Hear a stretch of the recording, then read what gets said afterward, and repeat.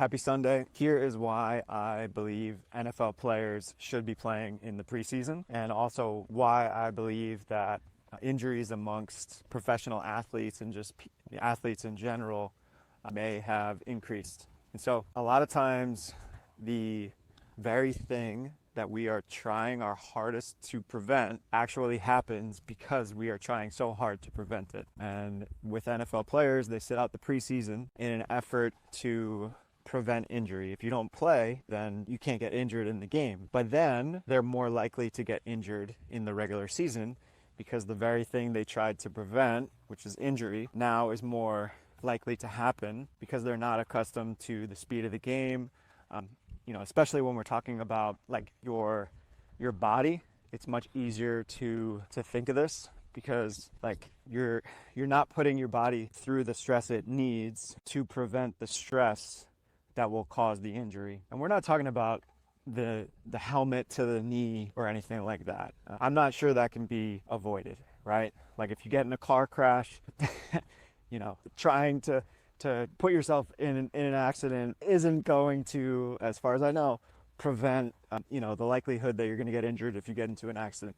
Same with the helmet to the knee. So we're not talking about that, but we are talking about the increase in just like Achilles injuries and ACL injuries, for example, from some of the athletes that are just like running and then they tear their Achilles or their ACL gives out or they have a hamstring tear and pull.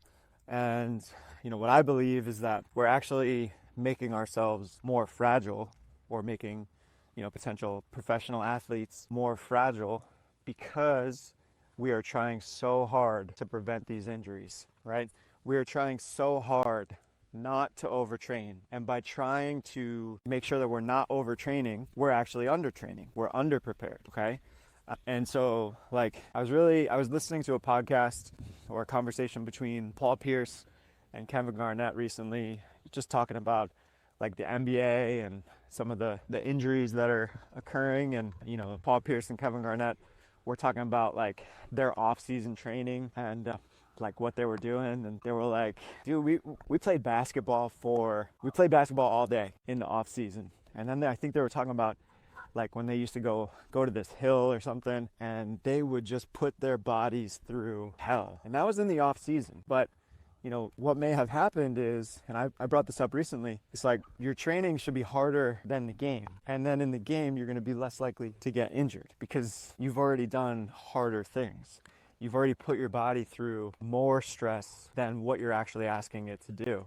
And again, if we go back to the NFL players and playing in preseason, I'm pretty sure 30 years ago that NFL players played in the preseason. Now, I don't know how many games there were in the preseason. Maybe there were less. There probably wasn't more than 4, but like, of course, now is there 17 games now in the NFL? And so like if there used to be 12, players are just more likely to get injured because there's more games, right? That's just common sense. The more regular season, playoff games, whatever games that you play, you just have a higher likelihood of getting injured because now, if you play, each season is like a season and a half. And so like there's just more opportunity and chances to get injured. But if we're not playing in the preseason and then we just go week 1 and we're like, all right, time to go as hard as possible, and haven't really played at game speed and haven't been hit, and NFL game is usually about 3 hours long. Haven't played football for 3 hours since last season because I've been trying to prevent injury and prevent overtraining, and now there's all these rules on practices and can't practice too long, and we didn't play in the preseason because I don't want to get injured. And so again, it's just a thought in the very thing that they're trying to avoid, sometimes we're trying to avoid by training smart, is actually making us more susceptible to injury. And again, like everyday people, for the most part, like this doesn't relate to us or mean anything to us as much, but it could in the event that like, hey, I don't know, you're trying to train so smart and everything is like, we have this happen in the gym sometimes where everything in the gym, right? You have this barbell, it's perfectly loaded on each side. It's so nice to pick up, right? It's easy to grip, and what weight you're lifting, everything's controlled, right? you nice back, you're ready. But then when you go out in real life, you try to pick up, some sort of rock, and you have to round your back, and you have no idea how heavy it is, and it's hard to grip, and then you hurt your back. Well, because you only trained under perfect conditions.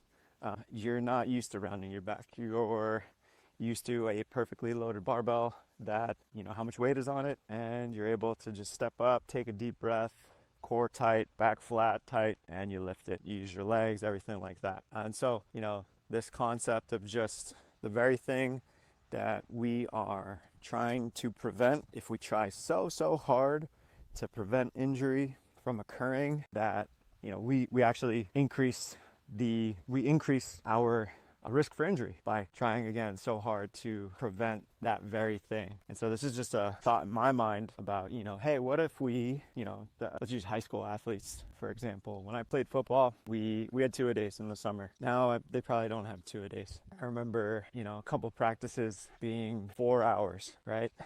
And then you go and you play in the game, and you're like, game's easy. We just practiced, every day this week from like 3 o'clock till 6:30, And then I remember after that, for me personally, 3.5 hour practice, whatever it was. And then I would go into the weight room for a couple of days.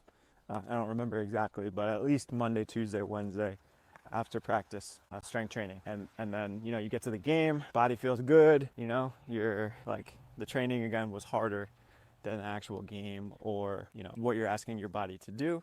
And then the hope is that, of course, you're going to be less likely to get injured because in training you push yourself so much harder than again that game speed. And a lot of times that's why injuries are happening now, is because we're trying too hard to prevent injury, and then we're actually undertraining or under preparing our bodies for the actual event.